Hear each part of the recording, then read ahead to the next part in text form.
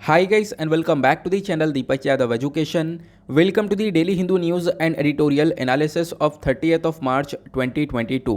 तो गाइज आज है तारीख 30 मार्च 2022 और है वेडनेसडे।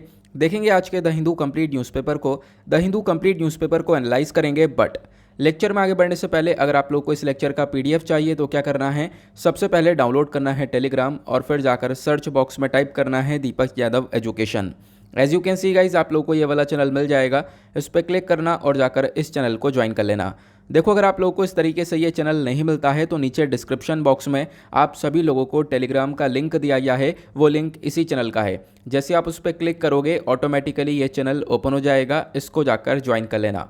ज्वाइन करने से फ़ायदा क्या होगा, यहाँ पर आप लोगों को डेली बेसिस पर लेक्चर का पीडीएफ मिल जाता है, डेली करंट अफेयर के वीडियो का पीडीएफ मिल जाता है और डेली बहुत सारे डिजिटल नोट्स मिल जाते हैं। ये सारी चीज़ें मिलती हैं बिल्कुल फ्री में, तो जाकर इसको ज़रूर ज्वाइन करना। नाउ बढ़ते हैं आगे। आगे बढ़ने से पहले हमेशा की तरह हम लोग अपने लेक्चर को एक मैप के क्वेश्चन के साथ स्टार्ट करेंगे। तो आज आप सभी लोगों को मैप में जाकर देखना है सेनकाकू आइलैंड्स को कहाँ पर है ये एग्जैक्टली लोकेटेड, अच्छे से मैप में देखना। देन उसके बाद आकर नीचे कमेंट सेक्शन में टाइप करना, जिससे कि आप लोग इसको लंबे समय तक याद रख पाओगे। साथ ही साथ एक क्वेश्चन सॉल्व करेंगे जो कि यूपीएससी प्रीवियस ईयर 2014 के प्रीलिम्स में पूछा गया था। डेली बेसिस पर हम लोग यहाँ पर एक प्रीवियस ईयर क्वेश्चन को भी सॉल्व करते हैं। क्वेश्चन के अंदर बोला गया, which one of the following pairs of island is separated from each other by the 10 degree channel. देखो आपको पहले इस क्वेश्चन को समझना होगा सॉल्व करने से पहले। तो यहाँ पर बातचीत की गई है कुछ आइलैंड्स के बारे में। आपको ऑप्शन में आपको अलग अलग आइलैंड्स के नाम दिख रहे होंगे। ये जो आइलैंड्स हैं ये पेयर वाइज है, मतलब जोड़े में हैं। जैसे अंडमान निकोबार साथ में हम लोग बात करते हैं, निकोबार सुमात्रा साथ में देखते हैं। तो यहाँ पर आपको जैसे ऊपर अंडमान और निकोबार ऐसे देखने को मिल जाएगा आइलैंड, है ना। तो इस प्रकार से सारे आइलैंड्स हैं। तो बोला गया ये जो जोड़े जोड़े वाले आइलैंड्स हैं इनमें से एक पेयर ऐसा है जिसको ये जो 10 डिग्री चैनल है वो एक दूसरे से सेपरेट करता है। फॉर एग्जाम्पल यहाँ पर लेते हैं अंडमान और निकोबार को। तो यहाँ पर बोला गया 10 डिग्री चैनल कौन से वाले पेयर को सेपरेट करता है, मतलब जैसे यहाँ पर इस वाले पेयर में 2 आइलैंड्स हैं तो 10 डिग्री चैनल यहाँ पर अंडमान निकोबार को अलग कर रहा होगा, या फिर निकोबार सुमात्रा को अलग करता है एक दूसरे से, या फिर मालदीव्स लक्षद्वीप को अलग करता है, या फिर सुमात्रा या जावा को अलग करता है। तो आई होप आप लोग क्वेश्चन को काफ़ी अच्छे से समझ पाए हो और अब फटाफट इसका आंसर नीचे कमेंट सेक्शन में सभी लोगों को देना है। एटलीस्ट सभी को इसमें पार्टिसिपेट करना है, जैसे मैं आप लोगों से डेली बेसिस पर बोलता हूं। बाय द वे इसका जो करेक्ट आंसर मैंने आप लोगों को नीचे प्रोवाइड करवा दिया है, प्लस टेलीग्राम पर प्रोवाइड करवा दिया है, वहां से जाकर चेकआउट कर सकते हो। अदरवाइज इसका आंसर अभी भी नहीं मिलता है तो कोई परेशान होने की ज़रूरत है नहीं। वीडियो के लास्ट में मैं आपके साथ डिटेल में डिस्कस करूंगा आखिरकार ये पूरी सिचुएशन है क्या। ओके तो चलो शुरुआत करते हैं। यह है आज का सबसे पहला आर्टिकल जो कि काफ़ी इंपॉर्टेंट भी है। ये हमारे पेज नंबर 1 पर देखने को मिलेगा। यहाँ पे बात की गई है रशिया यूक्रेन के डिस्प्यूट के साथ साथ इंडिया के इन्वॉल्वमेंट की। अभी यहाँ पर आप देख पाओगे भारत के अंदर लगातार बहुत सारे कंट्रीज़ के जो मिनिस्टर्स हैं वो आ रहे हैं। मार्च का महीना एक ऐसा महीना रहा है जहाँ पर बहुत सारे देश के इनफैक्ट यहाँ पर प्राइम मिनिस्टर भी आए और भी यहाँ पर फॉरेन मिनिस्टर, बहुत सारे लोग यहाँ पर मिनिस्टर्स निकल कर आए भारत के अंदर और काफ़ी सारी मीटिंग वगैरह चली है। अब क्या है, आने वाले टाइम पर और भी बहुत सारी मीटिंग्स होने वाली हैं। कल मैंने आप लोगों को बताया था कि जो रशिया के फॉरेन मिनिस्टर हैं जिनका नाम है सर्जी लैवरोव, ये भारत आने वाले हैं इस सप्ताह। लेकिन अब एक और इन्फॉर्मेशन नहीं आ जाती है, यह है कि सर्जी लैवरोव के आने से पहले एक और व्यक्ति आ रहे हैं जो कि यूएस के हैं डेप्यूटी नेशनल सिक्योरिटी एडवाइज़र, जिनका नाम है दलीप सिंह, जो कि आप लोग यहाँ पर इस पिक्चर में देख पा रहे होंगे। तो अभी बेसिकली 2 प्रोमिनेंट पर्सन्स आने वाले हैं भारत में। तो कल यहाँ पर ये हैं और उसके बाद परसों यहाँ पर ये आने वाले हैं। ठीक है, थर्सडे में ये होंगे, फ्राइडे में ये होंगे। तो ये यहाँ पर रशियन फॉरेन मिनिस्टर हैं, ये इधर से यूएसए के डेप्यूटी एनएसए हैं, नेशनल सिक्योरिटी एडवाइज़र। क्लियर हुआ।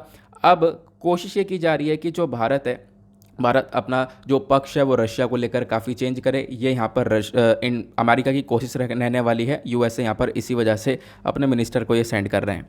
क्लियर हुआ। अब उसके बाद यहाँ पर बताया गया पूरे आर्टिकल के अंदर कि ये तो आपने देखा, उसके बाद जापान के प्राइम मिनिस्टर आए, चाइनीज़ फॉरेन मिनिस्टर वांगी आए, तो ये सब इनके बारे में यहाँ पर बताया गया है। तो इतना कुछ खास नहीं है। अगर आपको ये देखना ही है तो आप लोग इस वाले पिक्चर को देख सकते हो। इस पिक्चर में सारी चीज़ें अच्छे से बताई गई हैं।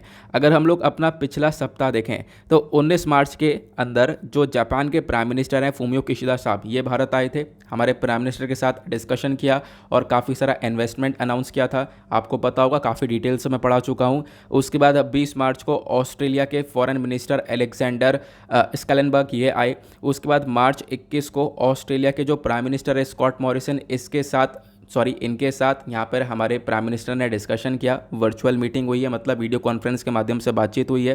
देन उसके बाद 22 मार्च में अगर हम लोग बात करें तो फिर से जो यूएस के अंडर सेक्रेटरी ऑफ स्टेट हैं विक्टोरिया नुलन ये आए। उसके बाद यहाँ पर 23 मार्च को ग्रीस के एफएम यानी फॉरेन मिनिस्टर निकोस दैंडियास ये आए। तो आप लोग देख पा रहे होंगे कि अलग अलग मिनिस्टर्स, अलग अलग कंट्रीज़ के अलग अलग फॉरेन मिनिस्टर्स यहाँ पर आए हैं, भारत के साथ डिस्कशन हुआ है। देन 24 मार्च को ओमान से आए। उसके बाद 25 मार्च को चाइना के फॉरेन मिनिस्टर वांगी। देन उसके बाद अब जो ये वाला हफ्ता होने वाला है ये और भी ज़्यादा इंपॉर्टेंट होने वाला है, क्योंकि अब 28 मार्च को, यानी कि अभी हमने देखा है 28 मार्च को जो यूरोपियन यूनियन के जो स्पेशल एनवॉय हैं, ठीक है, ये आए थे। उसके बाद 30 मार्च यानी कि आज की तारीख है तो मैक्सिको के फॉरेन मिनिस्टर हैं। देन उसके बाद यहाँ पर 31 मार्च यानी कल के दिन जो यूके के फॉरेन सेक्रेटरी हैं लिज ट्रुस ये तो आएंगे। साथ ही साथ यूएस के डेप्यूटी एनएसए जो हैं दलीप सिंह ये भी यहाँ पर आने वाले हैं। देन उसके बाद अप्रैल 1 को मतलब कि परसों वाले दिन क्या होगा, रशिया के जो फॉरेन मिनिस्टर हैं सर्जी लैवरोव ये आने वाले हैं। फिर उसके बाद 2 अप्रैल को नेपाल के प्राइम मिनिस्टर बहादुर देबुआ साहब ये भी आने वाले हैं। तो ये सारी इन्फॉर्मेशन इस पर्टिकुलर आर्टिकल के अंदर दी गई है। आई होप आप सभी लोग काफ़ी अच्छे से समझ चुके हो। तो आपको पता होगा ऑस्ट्रेलिया के साथ मैंने काफ़ी बार डिटेल में डिस्कशन कर रखा है, जापान के साथ लेकर हमने इंटरनेशनल रिलेशंस को कवर कर रखा है, इंडिया ओमान के रिलेशंस आज मैंने मॉर्निंग में कवर किए हैं, जो डेली करंट अफेयर वाला वीडियो है उसमें इंडिया यूएस के रिलेशंस हमने कवर कर रखे हैं, इंडिया चाइना के रिलेशंस कवर कर रखे हैं। उसके बाद यहाँ पर आप देख पाओगे इंडिया रशिया के रिलेशंस हमने कवर कर रखे हैं, इंडिया नेपाल के रिलेशंस को कवर कर रखा है। तो ऑलमोस्ट आप देख पाओगे जितने भी कंट्रीज़ के साथ मीटिंग हो रही है इन सभी के रिलेशंस को ऑलरेडी हमने कवर कर लिया है डिटेल्ड में। जो यहाँ पर आपको नोट्स वगैरह प्रोवाइड करवा चुका हूँ मैं, जो कि आपको न्यूज़पेपर में मिलता है, हालांकि न्यूज़पेपर डिलीट हो जाता है, लंबे समय तक रुकता नहीं, आपको पता होगा कुछ इश्यूज़ होते हैं उसकी वजह से। अदरवाइज़ ये सब कुछ हम डिटेल में कवर कर चुके हैं, ठीक है।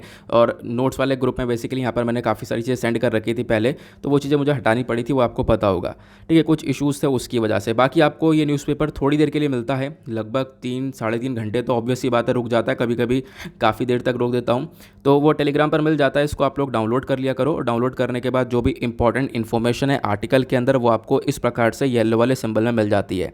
जैसे एग्जाम्पल के तौर पर मैं इसको क्लिक करूँगा तो आप देख पाओगे ओपन हो जाएगा। अब बहुत से लोग बोलते हैं ये खुलता ही नहीं है, ये खुलेगा तब जब आप लोग यहाँ पर अपने फ़ोन में एडोब एक्रोबैट को डाउनलोड कर लोगे, ठीक है। तो इसको डाउनलोड कर लेना, उसके बेसिस पर आपका ये जो पीडीएफ ओपन हो जाएगा और फिर उसमें ये सारे पॉइंट्स भी ओपन हो जाएंगे। क्लियर हुआ? तो ये आर्टिकल बस इतना ही है, इसमें कुछ ज़्यादा इन्फॉर्मेशन नहीं है। अब यहाँ पर आने वाले टाइम पर जो भी मीटिंग होगी, जो भी डिस्कशन होगा वो हम लोग डिस्कस करते रहेंगे। अगला आर्टिकल ज़बरदस्त होने वाला है और ये भी हमारा जीएस पेपर 2 इंटरनेशनल रिलेशन के पॉइंट ऑफ व्यू से इंपॉर्टेंट है। यहाँ पे बात की जा रही है कि देखो श्रीलंका के अंदर क्राइसिस क्या है, ये आप लोगों को पता है, मुझे पता है, और हम लोगों ने कितना डिटेल में डिस्कस किया है वो भी आप लोगों को पता होगा, ठीक है। काफ़ी बार हम लोगों ने इंडिया श्रीलंका के रिलेशंस को कवर किया है, श्रीलंका के अंदर इकोनॉमिक क्राइसिस क्या है ये मैंने समझाया है। और आपको पता होगा कुछ दिन पहले ही मैंने आपसे ये क्वेश्चन भी पूछा था कि श्रीलंका के अंदर क्यों ऐसे इकोनॉमिक क्राइसिस आ रहे हैं, उसके लेकर आप लोग एक आंसर लिखो। आपने कॉमेंट्स में बहुत सारे पॉइंट्स भी लिखे थे कि हाँ ये सिचुएशन की वजह से श्रीलंका के अंदर हालत काफ़ी ख़राब है।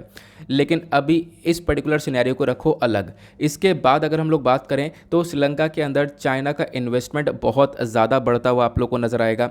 इनफैक्ट एनर्जी के सेक्टर में चाइना ने बहुत सारा इन्वेस्टमेंट अनाउंस तो किया था, बट करंट टाइम में हुआ क्या है कि जो इंडिया के पावर प्रोजेक्ट्स हैं उन्होंने चाइनीज़ इन्वेस्टमेंट को अभी रिप्लेस कर दिया है। तो भारत यहाँ पर कुछ ज़्यादा हद तक इन्वेस्टमेंट अभी कर रहा है, हम लोग चाइना को रिप्लेस कर रहे हैं, जो कि बहुत ज़्यादा हमारे लिए ज़रूरत भी है। ज़रूरत क्यों है ये अभी आप लोग को थोड़ी देर में पता चल जाएगा। तो आर्टिकल के अंदर यही बताया गया कि जो भारत है वो एक हाइब्रिड पावर प्रोजेक्ट को सेटअप करेगा, जो ये 3 आइलैंड्स हैं वहाँ पर, ठीक है, जो श्रीलंका के आसपास आपको एरियाज देखने को मिलेंगे, वहाँ पर हम लोग ये अपने पावर प्रोजेक्ट्स लगाने वाले हैं। इसको लेकर memorandum of understanding already sign कर लिया गया है। अब यहाँ पर ये काम शुरू होने वाला है और ये जो है बेसिकली ये थर्ड मतलब कि तीसरा इंडियन एनर्जी प्रोजेक्ट होने वाला है, जो कि श्रीलंका के अंदर बनाया जाएगा भारत के थ्रू। इससे पहले यहाँ पर और भी एग्रीमेंट्स हो चुके हैं। हमारा नेशनल थर्मल पावर कॉरपोरेशन ने एग्रीमेंट किया है, अडानी ग्रुप ने यहाँ पर रिन्यूएबल एनर्जी प्रोजेक्ट लगाने के बारे में चर्चा की है। तो यहाँ पर ये तीसरा प्रोजेक्ट होने वाला है जहाँ पर हम लोग ये पैसा खर्चेंगे और खासकर पावर सेक्टर के अंदर जो बिजली का उत्पादन है वहाँ पर हम लोग ये करने वाले हैं। फिर उसके बाद अगर हम लोग बात करें पिछले साल की बात है, जनवरी 2021 के अंदर जो श्रीलंका का कैबिनेट है इन्होंने डिसाइड किया था कि हाँ हम लोग यहाँ पर एनर्जी जो रिन्यूएबल एनर्जी है उसके सेक्टर में काम करेंगे, उसके लिए प्रोजेक्ट्स हम लोग को चाहिए। तो जो चाइना है, चाइना का इन्वेस्टमेंट काफ़ी सारा आ रहा था इनके पास में, लेकिन यहाँ पर क्या हुआ, वो जो इन्वेस्टमेंट है वो आप देख पाओगे कहीं ना कहीं भारत को परेशान करता। क्यों? अगर हम लोग देखें इंडिया का मैप तो नीचे से आपको ऐसे देखने को मिलेगा, नीचे यहाँ पर आपको श्रीलंका देखने को मिलेगा और उसके बाद यहाँ पर कुछ एरियाज़ यहाँ पर भी है। तो जो चाइना का इन्वेस्टमेंट है वो इस पर्टिकुलर एरिया में आ रहा था, भारत के तमिलनाडु वाले एरिया से थोड़ी सी ही दूरी पर था। इसी वजह से यहाँ पर क्या किया गया कि भारत ने यहाँ पर पूरी तरह से इस प्रोजेक्ट को अपोज किया और इसको लगने नहीं दिया। अब भारत यहाँ पर लगातार अपना दबदबा बनाएगा और लगातार हम लोग अपने पावर प्रोजेक्ट्स को बनाने वाले हैं, हम लोग चाइनीज़ इन्वेस्टमेंट को पीछे छोड़ने वाले हैं। क्योंकि एक सबसे बड़ा कंसर्न ये भी है कि लगातार यहाँ पर जो चाइना का इन्वेस्टमेंट हो रहा है, चाहे वो हम्बनतोता पोर्ट ले लो, चाहे वो कोलंबो पोर्ट सिटी ले लो, सभी जगह पर चाइना का पूरी तरह से दबदबा हो चुका है श्रीलंका के अंदर। तो इस चीज़ को टैकल करने की बहुत ज़्यादा आवश्यकता है। क्योंकि अगर हम लोग यहाँ पर ये चीज़ देखें कि अगर यहाँ पर चाइना का पूरी तरह से इन्फ्लुएंस होता है, चाइना बैठता है, तो कहीं ना कहीं भारत के लिए भी काफ़ी सारी यहाँ पर कंसर्न्स पैदा करता हुआ नजर आएगा। दैट इज़ वाई हम लोग आज के टाइम पर श्रीलंका की पूरी तरह से हेल्प कर रहे हैं। ना केवल इतना ही, उसके साथ साथ हम लोगों ने काफ़ी सारा पैसा प्रोवाइड करवाया है। इकोनॉमिक सिनेरियो को, वहाँ पर जो भी क्राइसिस चल रहा है उसको रिवाइव करने के ऊपर पूरी तरह से भारत फोकस कर रहा है आज के टाइम पर। क्लियर हुआ? आई होप आप लोगों को यहाँ पर एक एक बात समझ में आ चुकी है। लेकिन क्या है ना, अब ये इंडिया श्रीलंका बहुत ज़्यादा चर्चा में है, तो मैं आपको इंडिया श्रीलंका के रिलेशंस पढ़ा रहा हूँ, नीचे आपको यहाँ पर दिख रहा होगा, बस खाली इसको आराम से देखते रहना और चाहो तो आप लोग यहाँ पर अपना कहीं पर भी नोट डाउन कर सकते हो, इंपॉर्टेंट है, क्वेश्चन बन सकता है। और जैसे मैंने आप लोग को पहले बताया था, 2018 के मेंस में डायरेक्टली क्वेश्चन पूछा था इंडिया श्रीलंका के रिलेशंस को लेकर, ठीक है, मेंस के अंदर। तो मेंस के अंदर भी यहाँ पर पॉसिबिलिटी क्वेश्चन बन सकता है। तो अगर हम लोग भारत और श्रीलंका के रिलेशन के बारे में बात करते हैं तो इनके जो रिलेशनशिप है वो लगभग 2500 साल पुराने रिलेशंस हैं। दोनों कंट्रीज़ के अंदर इंटेलेक्चुअल, कल्चरल, रिलीजियस और लिंग्विस्टिक इंटरेक्शन बहुत ज़्यादा देखने को मिलता है। अगर हम लोग बात करें रिलीजियस के बेसिस पर, कल्चर के बेसिस पर, लैंग्वेजेस के बेसिस पर बहुत ज़्यादा कोऑपरेशन है और बहुत लंबे समय से है।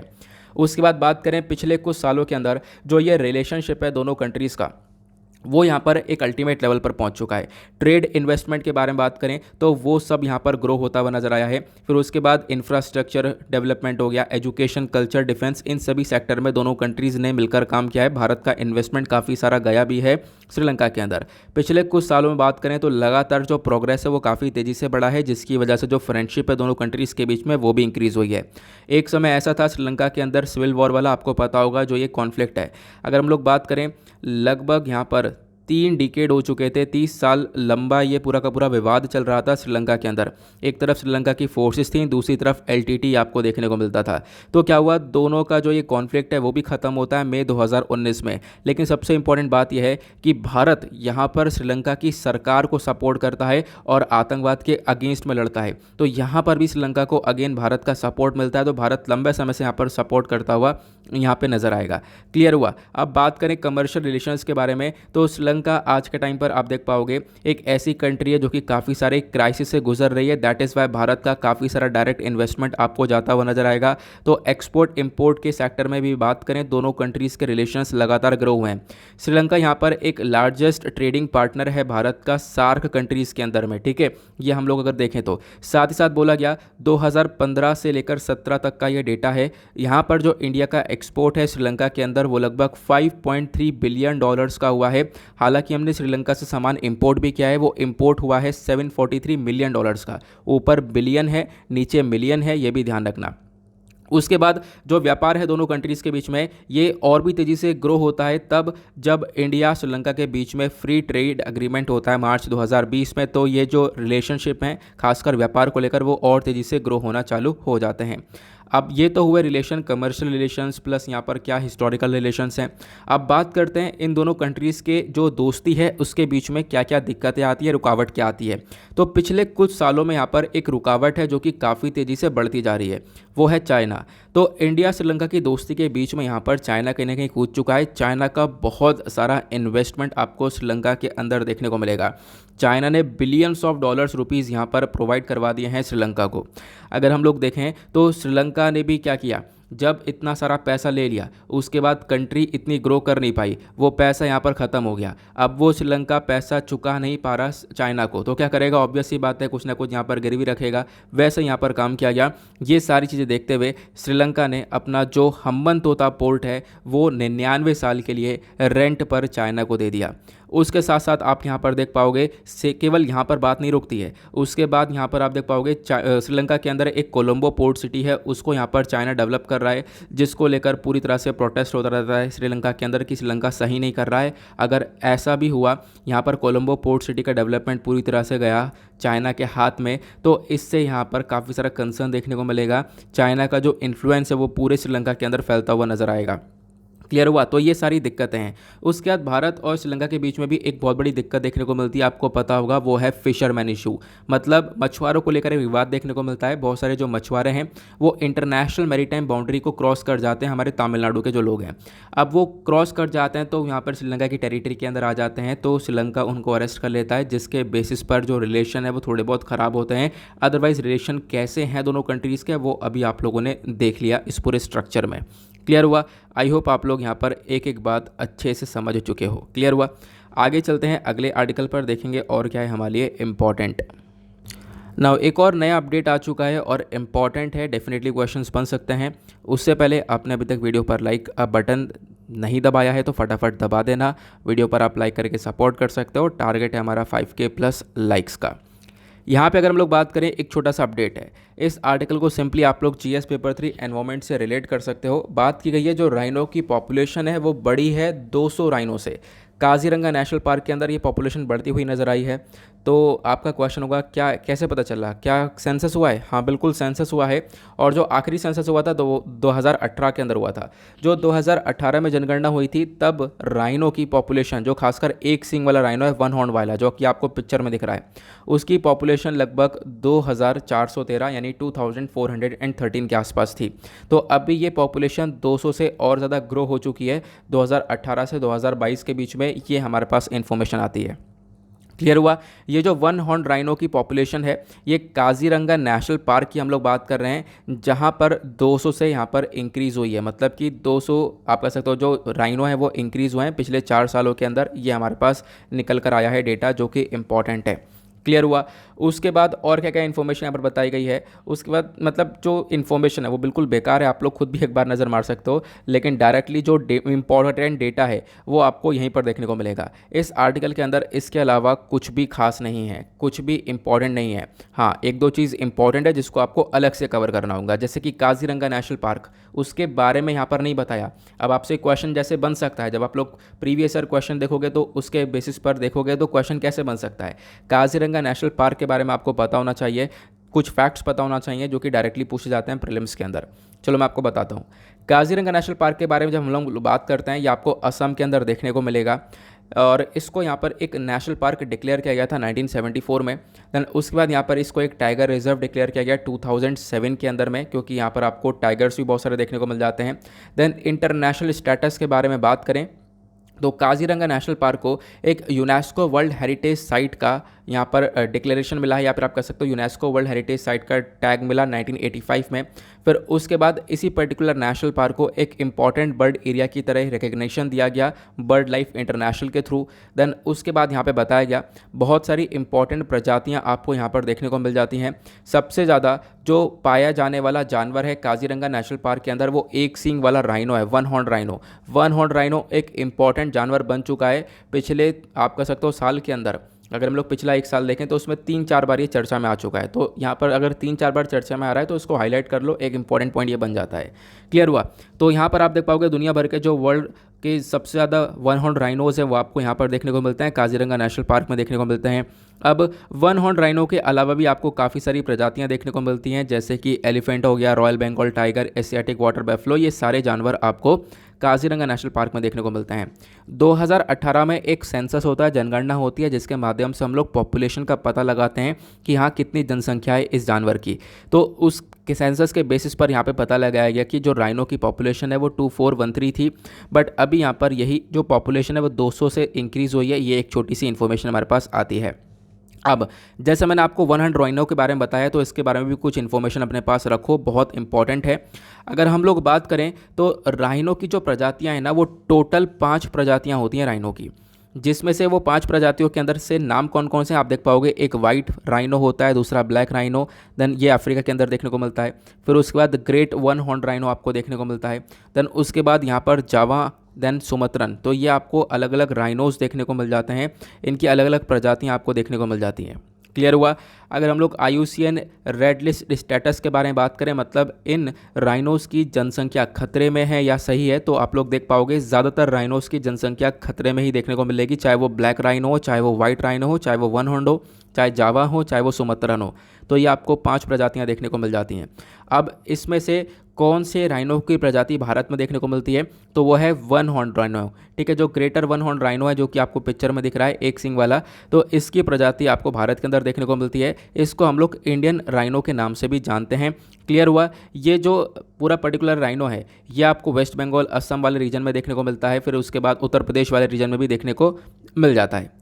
क्लियर हुआ। तो ये एक छोटी सी इन्फॉर्मेशन थी। बाकी वन हॉर्न राइनो का प्रोटेक्शन स्टेटस अगर हम लोग देखें, तो ये भी वल्नरेबल कैटेगरी के अंदर है, मतलब यहाँ पर इसकी भी जनसंख्या कहीं ना कहीं प्रॉब्लम में है। इसको बचाने की बहुत ज़्यादा आवश्यकता है, क्योंकि इसकी हंटिंग वगैरह हो जाती है, सींग वगैरह के लिए यहाँ पर हंटिंग कर दी जाती है, इस वजह से ये प्रजाति काफ़ी खतरे में पहुँच जाती है। आई होप आपको काफ़ी अच्छे से सारी इन्फॉर्मेशन क्लियर हो चुकी है। आगे चलते हैं अगले आर्टिकल पर। ना उसके बाद आता है अगला आर्टिकल, ये भी GS पेपर 2 इंटरनेशनल रिलेशन से रिलेट कर सकते हो। अभी क्या होने वाला है, बिम्स्टेक की मीटिंग। अब बिम्स्टेक की मीटिंग के दौरान यहाँ पर भारत ने मांग करी है कि हम लोगों को एक पार्टनरशिप के साथ में रहना है, एक क्लोज पार्टनरशिप चाहिए। ठीक है, ये भारत की यहाँ पर मांग है। अब आप लोग देख पाओगे बिम्स्टेक क्या है, पहले हम लोग इसको समझते हैं। देखो, बिम्स्टेक की फुल फॉर्म है bay of Bengal initiative for multi sectoral technical economic cooperation, इसकी फुल फॉर्म है। बे ऑफ बंगाल के अंदर यहाँ पर इसका मेजर फोकस रहता है। बे ऑफ बंगाल वाला रीजन कौन सा है आपको पता होगा। अगर हम लोग इंडिया के मैप के नीचे का स्ट्रक्चर देखें, तो इधर बे ऑफ बंगाल देखने को मिलेगा और इधर आपको अरेबियन सी देखने को मिलेगा। क्लियर हुआ। नाउ यहाँ पे बताया गया, देखो आज के टाइम पर दुनिया भर में एक ही चर्चा हो रही है, रशिया यूक्रेन। अब इसके दौरान यहाँ पर आप देख पाओगे दुनिया जो है पूरे एक सबसे डिफ़िकल्ट पूरी तरह से फेसिस से निकलती हुई नज़र आ रही है। कोविड-19 यहाँ पर ख़त्म हुआ, कोविड-19 से यहाँ पर एक और उसके बाद एक और प्रॉब्लम क्रिएट हुई, वो रशिया यूक्रेन का डिस्प्यूट हुआ। तो एक के बाद एक डिस्प्यूट है, मतलब एक से बढ़कर एक डिफ़िकल्टी आ रही है, जिस फेस को हम लोग निकलते हुए, जिस फेस से गुजरते हुए नज़र आ रहे हैं। अब उसके बाद बताया गया इसी फेस के दौरान यहाँ पर एक मीटिंग चल रही है जिसका नाम है बिम्स्टेक। बिम्स्टेक की फुल फॉर्म क्या मैंने आपको बता दिया। और इस मीटिंग के अंदर जो हमारे एक्सटर्नल अफेयर मिनिस्टर हैं S जयशंकर साहब, जो कि आपको पिक्चर में दिखेंगे, तो इन्होंने यहाँ पर पूरी तरह से जोर दिया है कि भाई एक क्लोज कोऑपरेशन की ज़रूरत है। जितने भी देश इस पर्टिकुलर ग्रुप के अंदर आते हैं, उन सबको आपस में आना है, साथ में कोऑपरेट करना है, कनेक्टिविटी को इम्प्रूव करना है, ये इनका मेजर फोकस है। ये जो बिम्स्टेक की मीटिंग है, ये यहाँ पर शेड्यूल करी गई है वेडनेसडे के लिए, मतलब आज वेडनेसडे है, आज ये मीटिंग होने वाली है। और यहाँ पर बताया गया अब की बार की मीटिंग खास इसलिए हो रही है क्योंकि म्यांमार को इनवाइट किया गया है। और म्यांमार एक ऐसा देश है जहाँ पर तख्ता पलट हुआ हुआ है, दुनिया भर के अंदर उसका बहुत ज़्यादा क्रिटिसिज्म हो चुका है, काफ़ी आलोचना हो चुकी है, तो उसको यहाँ पर बुलाया गया है। इसी वजह से यहाँ पर कुछ अनोखी चीज़ यहाँ पर देखने को मिल रही है। फिर उसके बाद यहाँ पर बताया गया कि अब देखो बेसिक बात तो यही है कि आज मीटिंग होगी, तो मीटिंग के बाद क्या क्या इन्फॉर्मेशन निकल कर आती है वो सब हम लोगों को कल ही पता चलेगा, कल जब आर्टिकल यहाँ पर न्यूज़पेपर में आएगा तो। बट उससे पहले यहाँ पर यह भी बताया गया कि हमारा मेजर फोकस है कि कोऑपरेशन करें, साथ में फोकस ये रखें कि अपने कोऑपरेशन को और ज़्यादा मजबूत करें। कहीं ना कहीं कोऑपरेशन तो है, लेकिन हमें क्या करना है, उसको और ज़्यादा मजबूत करना है। हम लोग को ज़रूरत है अपने और ज़्यादा मजबूत रिलेशंस की, ऐसा हमारे जयशंकर साहब डायरेक्टली बोलते हैं। क्लियर हुआ, ये इन्फॉर्मेशन दी गई है। फिर उसके बाद बिम्स्टेक के बारे में समझाया गया। बिम्स्टेक क्या है, तो मैं आपको थोड़ा सा बिम्स्टेक के बारे में बता देता हूँ, क्योंकि इंपॉर्टेंट है, डायरेक्टली क्वेश्चंस बनते हैं। यहाँ पर आप देख पाओगे ये है बिम्स्टेक। बिम्स्टेक के अंदर आपको ये सारे देश देखने को मिलेंगे, जिसमें यहाँ पर बांग्लादेश, श्रीलंका, नेपाल, इंडिया, फिर उसके बाद यहाँ पर आपको ये और कंट्रीज़ म्यांमार, देन उसके बाद श्रीलंका देखने को मिलेगा, भूटान देखने को मिलेगा। तो ये कुछ देश आपको देखने को मिल जाएंगे। एक बार थाईलैंड भी आपको देखने को मिल जाएगा। यहाँ पर आप लोग इस पर्टिकुलर मैप में ये देख सकते हो, तो इसके अंदर आपको ये सारे देश देखने को मिल जाते हैं। ठीक है, एक सेकेंड रुक जाओ यार, क्या हो रहा है। ये 7 कंट्रीज़ हैं। 7 कंट्रीज़ में यहाँ पर भूटान है, देन उसके बाद नेपाल है, then Myanmar, then Bangladesh, then Sri Lanka, then Thailand. ये यहाँ पर सातों बिम्स्टेक के पार्ट हैं। अब इन कंट्रीज़ का मेजर फोकस होता है कि हम लोग किसके ऊपर ध्यान दें, ट्रेड के ऊपर, टेक्नोलॉजी के ऊपर, एनर्जी के ऊपर, ट्रांसपोर्ट, टूरिज्म, फिशरीज़, इनके ऊपर ध्यान दिया जाए, इसको लेकर मेजर फोकस किया जाता है। अब की बार यहाँ पर इस पर्टिकुलर मीटिंग को होस्ट कर रहा है श्रीलंका। ध्यान रखना, इस पूरे बॉडी को यानी बिम्स्टेक को बनाया गया था 1997 में बैंकॉक डिक्लेरेशन के थ्रू। और बिम्स्टेक का मेजर काम क्या है, जो ये बे ऑफ बंगाल वाला रीजन है, क्या हो रहा है यार, यहाँ पर आप देख पाओगे बिम्स्टेक का मेजर काम क्या है, जो ये बे ऑफ बंगाल वाला रीजन है, इस पर्टिकुलर रीजन के ऊपर फोकस करने का ये काम करते हैं। क्लियर हुआ? तो अभी इनकी मीटिंग चल रही है जिसके बारे में आपको एक इन्फॉर्मेशन मिल चुकी है। उसके नीचे ही आपको एक आर्टिकल देखने को मिलेगा, छोटा सा, बस खाली इन्फॉर्मेशन के लिए। अब होम मिनिस्ट्री ने यहाँ पर क्या बोला है, होम मिनिस्ट्री की तरफ से स्टेटमेंट आया है कि लगभग 34 आउटसाइडर्स, 34 मतलब बाहर के लोग, जम्मू एंड कश्मीर से बाहर के लोगों ने क्या किया है, वहाँ पर ज़मीन को परचेज़ किया है, वहाँ पे लैंड को परचेज़ किया है। देखो एक समय यहाँ पर आप पहले तो देखो अलाउ ही नहीं था कि जम्मू एंड कश्मीर के अंदर कोई जम्मू एंड कश्मीर के बाहर का व्यक्ति लैंड को परचेज़ कर पाए। आप धीरे धीरे यहाँ पर इसको अलाउ किया गया। आपको पता होगा 2019 के अंदर आर्टिकल 370, आर्टिकल 370 को अब्रोगेट कर दिया गया था, हटा दिया गया था। ठीक है, बेसिकली वो इनऑपरेट हो चुका है। तो यहाँ पे अगर हम लोग बात करें तो उसके बाद चीज़ें काफ़ी हद तक बदली हैं और बताया गया कि अभी तक यहाँ पर तब से अब तक सिर्फ ये हुआ है कि 34 आउटसाइडर्स ने ज़मीन को परचेज़ किया है जम्मू एंड कश्मीर में। ये एक छोटा सा स्टेटमेंट दिया गया है हमारे मिनिस्ट्री ऑफ होम अफेयर्स के थ्रू। क्लियर हुआ? बाकी इसमें और कुछ भी नहीं है, बस खाली ध्यान रखना क्योंकि आने वाले टाइम पर इसके ऊपर कहीं ना कहीं एडिटोरियल्स पब्लिश हो सकते हैं, ऐसा लगता है, इसी वजह से यहाँ पर ये इंपॉर्टेंट बन जाता है। तो हमें पता होगा कि हाँ हमने इन्फॉर्मेशन कब कवर करी थी। ये आगे चलते हैं अगले आर्टिकल पर। नाउ ये अगला आर्टिकल बहुत ज़्यादा इंपॉर्टेंट होने वाला है, इसको देखेंगे हम लोग। अब ये आर्टिकल के अंदर बात की गई है असम और मेघालय के बॉर्डर डिस्प्यूट के बारे में। असम और मेघालय दोनों स्टेट के बीच में बॉर्डर को लेकर बहुत सारे विवाद रहते हैं, कोई नया विवाद नहीं है, 50 साल पुराना विवाद है। अब इन्फॉर्मेशन क्या निकल कर आती है, न्यूज़ ये निकल कर आती है कि असम मेघालय दोनों ने मिलकर यहाँ पर एक पैक्ट को साइन कर लिया है और यहाँ पर डिसाइड किया है कि हम लोग जो भी बॉर्डर डिस्प्यूट है उस डिस्प्यूट को रिजॉल्व करेंगे। तो असम मेघालय ने यहाँ पर पार्शली रिजॉल्व कर लिया है, यानी एक सॉल्यूशन निकाल लिया है पूरी तरह से अपने 50 साल पुराने इस बॉर्डर डिस्प्यूट का। ये जो बॉर्डर डिस्प्यूट है आपको बहुत सारी जगह पर देखने को मिलेगा। अभी पर्टिकुलरली 6 जगह के बारे में चर्चा की जा रही है। 6 जगह पर तो बेसिकली यहाँ पर बातचीत की गई है कि हम लोग बिल्कुल सोल्यूशन निकाल चुके हैं। तो इसी को लेकर एक पैक्ट साइन किया गया।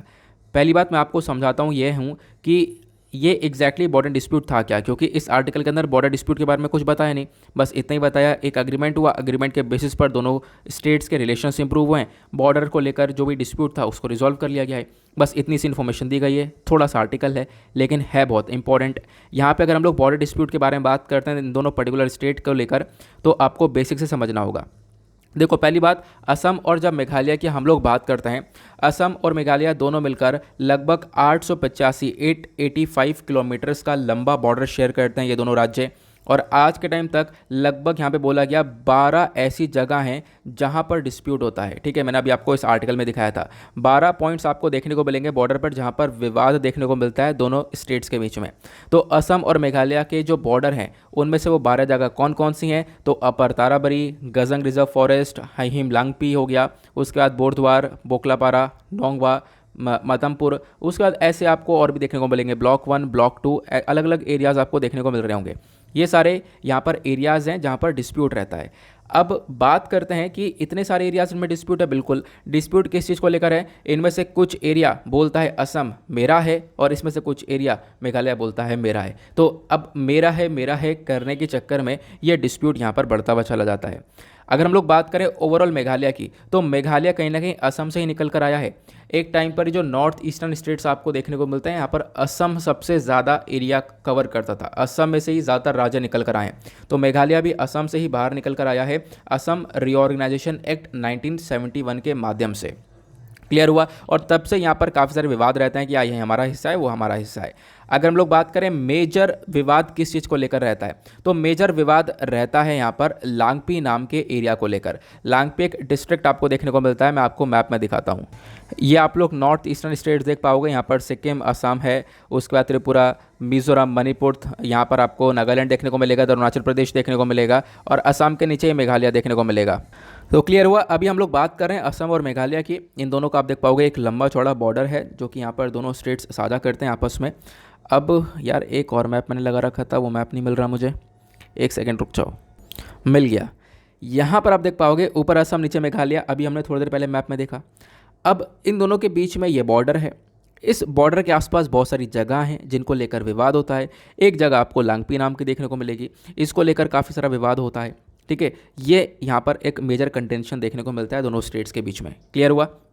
अब यहाँ पे जो लांगपी वाला एरिया है आपको वेस्ट गारो हिल्स में देखने को मिलेगा। एक जो बॉर्डर वहाँ पर बना हुआ है असम के साथ में, वहाँ पर आपको देखने को मिल जाता है।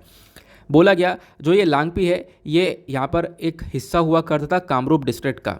ब्रिटिशर्स के टाइम पर जब यहाँ पर अंग्रेज़ों का टाइम चल रहा था तब वहाँ पर ये लांगपी वाला जो एरिया है वो कामरूप डिस्ट्रिक्ट का हिस्सा हुआ करता था भारत की आज़ादी से पहले। देन उसके बाद यहाँ पर ये गारो हिल्स का यानी मेघालय का पार्ट बना बाद में, ऐसा यहाँ पर बोला जाता है। तो असम बोलता है कि भाई ये हमारा हिस्सा है, लेकिन मेघालय यहाँ पर फिर क्वेश्चन उठाता है। यहाँ पर मेघालय बोलता है कि नहीं, और उसके साथ साथ मेघालय ये भी बोलता है कि जो ये ब्लॉक 1 है, ब्लॉक 2 है, मेकर हिल्स है, के अंदर आपको जो अलग अलग ब्लॉक्स देखने को मिलेंगे, उस जो कि आपको कार्बी एंगलोंग वाला रीजन देखने को मिलता है असम के अंदर। तो मेघालय बोलता है कि ये वाला जो पार्ट है ये हमारा है। तो यही जैसे मैंने आपको बताया कुछ हिस्से हैं जिसको लेकर विवाद रहता है। यहाँ पर दोनों स्टेट्स बोलते हैं ये हमारा हिस्सा था पहले, ये हमारा हिस्सा था, इसको लेकर विवाद रहता है। अब इसी डिस्प्यूट को रिजॉल्व किया गया। 12 जगह पर डिस्प्यूट हैं जिसमें से 6 जगह पर अभी रिजॉल्व किया गया है, जिसको लेकर हमारे पास इन्फॉर्मेशन है। क्लियर हुआ? अब क्या क्या एफर्ट्स लगाए जा रहे हैं? देखो एक लंबा विवाद है, 50 साल पुराना विवाद है, तो लगातार एफर्ट्स लगाए जा रहे हैं। दोनों ही स्टेट्स ने मिलकर एक बॉर्डर डिस्प्यूट सेटल कमेटी को यहाँ पर बनाया था ताकि वो यहाँ पर इन बॉर्डर डिस्प्यूट को आराम से सेटल कर सके और यहाँ पर चीज़ों को आराम से सॉल्व कर सके।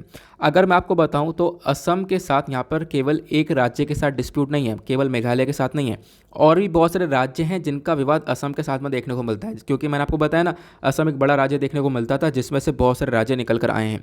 अगर मैं आपको बताऊं तो असम के साथ यहाँ पर अरुणाचल प्रदेश और नागालैंड के भी डिस्प्यूट्स देखने को मिलते हैं, और इनका डिस्प्यूट आज के टाइम पर सुप्रीम कोर्ट में चल रहा है, इनका केस पेंडिंग है।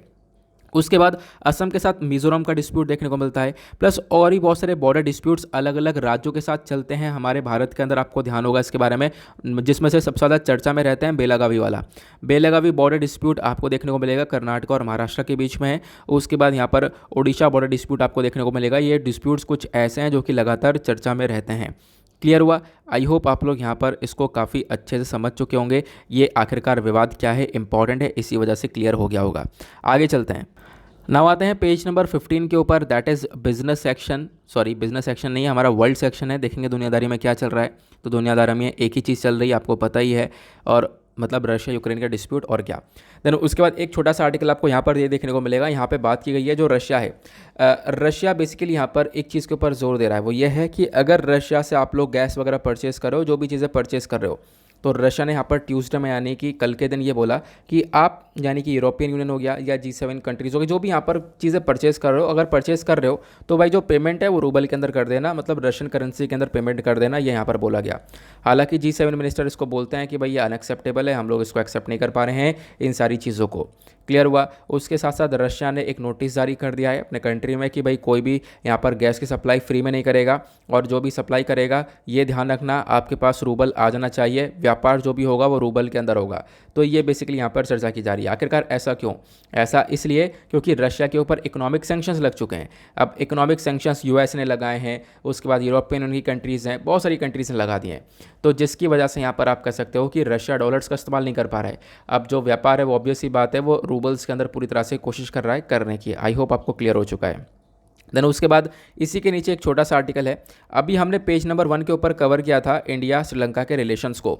उसी को लेकर एक और छोटा सा अपडेट यह है कि श्रीलंका ये मीडिया ने यहाँ पर क्लैरिफाई किया है, इन्होंने यहाँ पर रिवील किया है कि कुछ डिफेंस पैक्ट्स हुए हैं भारत के साथ में, उसके बारे में मतलब डिफेंस को लेकर कुछ यहाँ पर एग्रीमेंट्स हुए हैं इंडिया श्रीलंका के बीच में, जो उसके बारे में अभी तक कोई इन्फॉर्मेशन थी नहीं, बट अब यहाँ पर इन्फॉर्मेशन हमारे पास निकल कर आती है। अगर हम लोग देखें तो 2 रिसेंट डिफेंस पैक्ट्स हुए हैं, जैसे मैंने आपको बताया, इसके बारे में अभी तक हमारे पास कोई भी इन्फॉर्मेशन नहीं थी, कोई भी अनाउंसमेंट नहीं था, बट अब एक इन्फॉर्मेशन निकल कर आती है। और वो 2 डिफेंस पैक्ट क्या क्या हैं? तो भारत श्रीलंका को 2 चीज़ें प्रोवाइड करवा रहा है, एक है फ्लोटिंग डॉक फैसिलिटी और दूसरी यहाँ पर चीज़ है डॉर्नियर रिकॉनेंसिस एयरक्राफ्ट। ठीक है, तो यहाँ पर ये एक तो एयरक्राफ्ट हम लोग दे रहे हैं श्रीलंका को फ्री ऑफ चार्ज, और उसके बाद दूसरा यहाँ पर फ्लोटिंग डॉक फैसिलिटी प्रोवाइड करवा रहे हैं। फ्लोटिंग डॉक फैसिलिटी है क्या, मैं आप लोगों को पिक्चर के माध्यम से दिखाता हूँ। यहाँ पर एक सेकंड मैंने लगा रखा है वो पिक्चर भी, अरे यार कहाँ गया, यहाँ पर आप लोग देख पाओगे ये है फ्लोटिंग डॉक फैसिलिटी। इस प्रकार से यहाँ पर जो जहाज़ हैं, जहाज़ इस वाली फैसिलिटी से बाहर निकलेंगे। डॉक यार्ड क्या होता है, जहाँ से जहाज़ निकल कर जाते हैं, ठीक है। तो ये फैसिलिटी यहाँ पर प्रोवाइड करवा रहा है भारत, किसको, श्रीलंका को। उसके साथ साथ यहाँ पर एक डॉनियर एयरक्राफ्ट। ये इन्फॉर्मेशन अभी तक तो हमारे पास थी नहीं, बट अब निकल कर आ चुकी है। उसके साथ साथ यहाँ पर एक और छोटी सी इन्फॉर्मेशन है, वो तो आपको पता ही है। जैसे जैसे श्रीलंका की हालत ख़राब हुई है, उसके बेसिस पर भारत ने लगातार अपना सपोर्ट बढ़ाया है और $2.4 बिलियन तक का सपोर्ट प्रोवाइड करवा रहे हैं हम लोग श्रीलंका को। और अभी यहाँ पर पॉसिबिलिटी है कि आने वाले टाइम पर और भी बहुत सारा सपोर्ट प्रोवाइड करवाएं। बाकी बहुत सारी जो प्रोजेक्ट्स हैं, एग्रीमेंट्स हैं, वो तो हमारे चल ही रहे हैं। ट्रेनकोमाली ऑयल प्रोजेक्ट्स को हम लोग बना रहे हैं, पावर जनरेशन का काम कर ही रहे हैं, फिशरमैन डिस्प्यूट को रिजॉल्व करने का काम चल ही रहा है। तो वो सारे काम अलग हैं, बट यहाँ पर जो इन्फॉर्मेशन है वो अलग है। क्लियर हुआ? अब आगे चलते हैं नेक्स्ट आर्टिकल की तरफ। उसके बाद आता है हमारे पास पेज नंबर 16, जहाँ पर बिजनेस सेक्शंस के यहाँ पे आर्टिकल्स देखने को मिलेंगे या फिर इकॉनमी के पॉइंट ऑफ व्यू से इंपॉर्टेंट होते हैं। लेकिन यहाँ पर आप देख पाओगे ज़्यादातर आर्टिकल कोई ज़्यादा खास नहीं आते हैं इकॉनमी पर। बहुत कम ही दिन होते हैं जहाँ पर कुछ नई चीज़ हम लोग को मिलती है। अदरवाइज़ ऐसे आर्टिकल आपको देखने को मिलेंगे। इस आर्टिकल में क्या बोला गया कि भाई यहाँ पर जो ग्रोथ है हमारी, कौन सी इकोनॉमिक ग्रोथ जो देखने को मिल रही है, वो लगातार यहाँ पर आप कह सकते हो जो बॉडीज़ होती हैं, जैसे ICRA एक रेटिंग एजेंसी है जो कि भारत के GDP ग्रोथ को रेट देती है कि हाँ भाई इतनी आपकी ग्रोथ होगी। तो ये रेटिंग एजेंसी होती है, ये यहाँ पर एक प्रिडिक्शन लगाते हैं। तो इन्होंने बोला यहाँ पर जो भाई साल 2022-23 रहेगा, इसके अंदर भारत की जो ग्रोथ है, GDP ग्रोथ, वो यहाँ पर 7.2% रहेगी। मतलब कट डाउन कर दिया है। इससे पहले उन्होंने बोला था 8%, अब यहाँ पर 7.2% बोल रहे हैं। तो यहाँ पर ये चीज़ें काफ़ी फ्लेक्सिबल हैं। कल फिर बदल जाएगा, परसों फिर बदल जाएगा, तो चीज़ें बदलती रहती हैं। तो अगेन यहाँ पर इसको कवर नहीं करना होता है, बस खाली इसको देखो, यहाँ पर नज़र में रखा, उसके बाद यहाँ पर इसको हटा दो, ठीक है। ये चीज़ें यहाँ पर ऑलरेडी मतलब चेंज होती रहती हैं, तो ध्यान रखना इसके बारे में। उसके साथ एक और छोटा सा आर्टिकल है। तो अभी आपको पता होगा भारत जो है काफ़ी सारा तेल परचेस कर ही रहा है रशिया के साथ में स्पेशल डिस्काउंट के ऊपर। उसके साथ साथ भारत ने डिसाइड किया है और भारत यहाँ पर ख़रीद रहा है रशिया का सन ऑयल, ठीक है। जो यहाँ पर खाने वाला तेल है उसको हम लोग परचेस कर रहे हैं एक रिकॉर्ड प्राइस के ऊपर। तो रशिया का सनफ्लावर ऑयल को यहाँ पर परचेस किया जा रहा है। भारत ने यहाँ पर 45,000 टन के ऑयल का ये कॉन्ट्रैक्ट साइन कर लिया है, ठीक है। ये जो शिपमेंट है अप्रैल के अंदर आपको देखने को मिल जाएगी। अब क्या है ना कि देखो ये जो तेल की सप्लाई है पूरी तरह से इंटरनेशनल लेवल पर रुक चुकी है, क्योंकि यूक्रेन बहुत ज़्यादा सप्लाई करता था, अब ये रुक चुकी है। और आपको पता होगा भारत एक one of the biggest consumer है तेल का। हम लोग बहुत सारा तेल जो बना, मतलब इतना तो हम लोग काफ़ी सारा तो बनाते हैं, और वो बनाने के बाद हम लोग उसको कंज्यूम कर लेते हैं। उसके बाद हम लोगों को बाहर से मंगाना पड़ता है अलग अलग देशों से, ठीक है, इस तेल को। अब यहाँ पे आप देख पाओगे ये बताया गया कि भाई रशिया से तो परचेज़ किया है, आने वाले टाइम पर देखेंगे अभी क्या कंसर्न देखने को मिलता है। फिलहाल और कोई ज़्यादा इन्फॉर्मेशन है नहीं यहाँ पर, बस खाली इतना ही बताया गया कि भाई इंडिया एक बिगेस्ट बायर है जो कि यहाँ पर हमें ज़रूरत पड़ी है डेफिनेटली, तो हम लोग यहाँ पर इसको परचेज़ करते हुए नज़र आ रहे हैं। बस एक छोटा सा आर्टिकल था, ज़्यादा कोई यहाँ पर खास नहीं। आप देख पाओगे आर्टिकल की लेंथ यहाँ पर कुछ भी नहीं है। तो ये आर्टिकल्स हमारे कुछ। अब डायरेक्टली चलते हैं हम लोग अपने एडिटोरियल पर, देखेंगे आज के इंपॉर्टेंट एडिटोरियल्स को। तो page number 8 that is editorial section. Particularly हमारे पास 5 एडिटोरियल थे पढ़ने के लिए, जिसमें से एक एलिमिनेट कर दिया, एक हटा दिया हमने। वो हटाया कौन सा है आगे मैं आपको बताऊंगा, ठीक है। फिलहाल यहाँ पर आप देख पाओगे एक एडिटोरियल हमारे पास यह है डिस्कस करने के लिए। ज़बरदस्त आर्टिकल है, मेंस में डायरेक्ट हेल्प करेगा। कुछ ऐसी इन्फॉर्मेशन आपको दूंगा जो कि अपने पास लिख के रखना। कुछ भी ऐसा यहाँ पर आता है इस टॉपिक के ऊपर, कुछ भी लिखने को आता है तो डिट्टो वही उठा के चेप देना है वहाँ पर, ठीक है। तो ये बहुत इंपॉर्टेंट है, इसको डिटेल से बात करेंगे। उसके बाद एक आर्टिकल आपको ये देखने को मिलेगा, यहाँ पर बुक को रिव्यू किया गया है, जो लिमिट ऑफ द ग्रोथ वाली बुक है, लिमिट टू ग्रोथ, ठीक है, उसके बारे में बताया गया है। तो अगेन यहाँ पर इसको आप लोग स्किप कर दो। उसके साथ साथ यहाँ पर एक आर्टिकल आपको एक ये देखने को मिलेगा सिल्वर लाइन प्रोजेक्ट को लेकर है। हालांकि काफ़ी बार मैंने आपको पढ़ा रखा है, बट यहाँ पर अगेन फिर से एक बार कवर कर लेंगे। काफ़ी दिन हो चुके हैं सिल्वर लाइन प्रोजेक्ट को पढ़े हुए। तो केरला के अंदर यहाँ पर काफ़ी हद तक डिस्प्यूट चल रहा है इस पर्टिकुलर प्रोजेक्ट को लेकर, उसको देख लिया जाएगा। उसके बाद टेक्स्ट और कॉन्टेक्स्ट पर हम लोग देखेंगे। ये आप लोग देखोगे एक वन ऑफ द मतलब इम्पॉर्टेंट आर्टिकल। क्यों है आर्टिकल ये इंपॉर्टेंट? क्योंकि पिछले एक साल से हर महीने कम से कम 10 बार चर्चा में आ जाता है। हाँ बिल्कुल ऐसा ही होता है, हर महीने 10 बार चर्चा में आ जाता है, इस वजह से यहाँ पर इंपॉर्टेंट है। यहाँ पे अगर हम लोग देखें तो ये पूरे पेज पर इस आर्टिकल को कवर किया गया। ये जो पूरा पेज है, ये पूरे पेज के ऊपर यहाँ पर बताया गया म्यांमार के बारे में, म्यांमार की डेमोक्रेसी जो आज के टाइम पर बेकार हुई है उसके बारे में तो डिस्कस करेंगे, प्लस इंडिया म्यांमार के रिलेशंस को कवर करेंगे। एक ज़बरदस्त आर्टिकल है, डिटेल से यहाँ पर बताऊँगा। उसके बाद एक छोटा सा आर्टिकल इसके बाद यहाँ पर ये देखने को मिलेगा, हालांकि इसको छोटा सा तो नहीं कह सकते, लेकिन यहाँ पे बात की गई है फेक न्यूज़ के बारे में। फेसबुक और फेक न्यूज़ का ये कनेक्शन क्या है? फेक न्यूज़ की जब हम लोग बात करते हैं तो एक कितनी बड़ी प्रॉब्लम है उसके बारे में बताया गया है। बट यहाँ पर आर्टिकल में कुछ भी ज़बरदस्त बातें नहीं हैं, लेकिन मैं आपको कुछ अलग से, जैसे कि आपको पता होगा, मैं अलग से आपको इन्फॉर्मेशन देता हूँ जो कि बहुत बहुत बहुत इंपॉर्टेंट होती है, वो मैं आपके साथ डिस्कस करने वाला हूँ। फेक न्यूज़ को लेकर कुछ चीज़ें आपको यहाँ पर मिलने वाली हैं, ठीक है। तो अभी यहाँ पर ये तो हमारे पास 4 आर्टिकल हो गए, 4 एडिटोरियल हो गए डिस्कस करने के लिए। उससे पहले यहाँ पर एक एडिटोरियल ये भी लिया हुआ था मैंने, लेकिन यहाँ पर इसको पढ़ोगे तो कहोगे यार क्या कल ही तो पढ़ाया था। हाँ, तो आपको याद होगा बिम्स्टेक की मीटिंग के बारे में मैंने अभी थोड़ी देर पहले पढ़ाया। आज मीटिंग हो रही है, फिर उसका डिस्कशन निकल कर आएगा, तो उसी के ऊपर ये आर्टिकल लिखा हुआ है। प्लस आपको इसके ऊपर बिल्कुल भी फोकस नहीं करना है 1% भी। बिम्स्टेक को लेकर जो एक एडिटोरियल था वो कल यहाँ पे आया था और बिल्कुल सेम है। कल ही मैंने आप लोगों के साथ डिस्कस किया है कि हाँ बिम्स्टेक की जो मीटिंग हो रही है वहाँ पर क्या क्या डिस्कशन होना चाहिए। अब होना चाहिए आपको ये नहीं पढ़ना है, आज मीटिंग हो जाएगी, कल आर्टिकल आ जाएगा, क्या यहाँ पर डिस्कशन हुआ है एग्जैक्टली वो पढ़ना है, वो हमारे लिए मैटर करता है। क्लियर हुआ? तो यहाँ पर ये जो एडिटोरियल है ये यहाँ पर लिखा गया है GS वाजपेयी साहब और साथ ही साथ अंकित कौशिक के थ्रू। यहाँ पे बात की गई है क्रिमिनल जस्टिस सिस्टम के बारे में। आज के टाइम पर जो हमारा क्रिमिनल जस्टिस सिस्टम है इसके अंदर चेंजेस इतने हो नहीं रहे, तो एक चेंजेस करने की आवश्यकता है। क्यों चेंजेस करने की आवश्यकता है? क्योंकि हमारा क्रिमिनल जस्टिस सिस्टम के अंदर काफ़ी सारी चीज़ें हैं जो कि आज के टाइम पर कंसर्न पैदा करती हैं। डिस्कस करते हैं, तो मतलब इस आर्टिकल को सिंपली आप रिलेट कर सकते हो रिफॉर्मिंग क्रिमिनल लॉस को लेकर। ठीक है कि भाई हमारे क्रिमिनल लॉज हैं उनको अंदर रिफॉर्म्स किया जाए, उनके अंदर एक बदलाव किया जाए जो कि हमारे लिए एक इंपॉर्टेंट रोल प्ले करेंगे।